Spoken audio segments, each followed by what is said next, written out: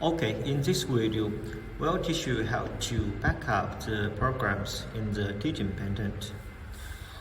First, prepare a U-disk. Empty U-disk will be better. Input the U-disk in here. Press LNC, choose System Authority.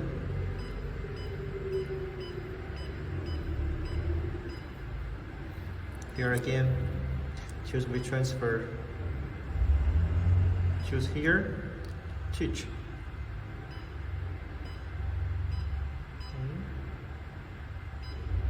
Teach. This is the programs in the teaching content. Or check. Export. Yes to all. Then all the programs we already backed up.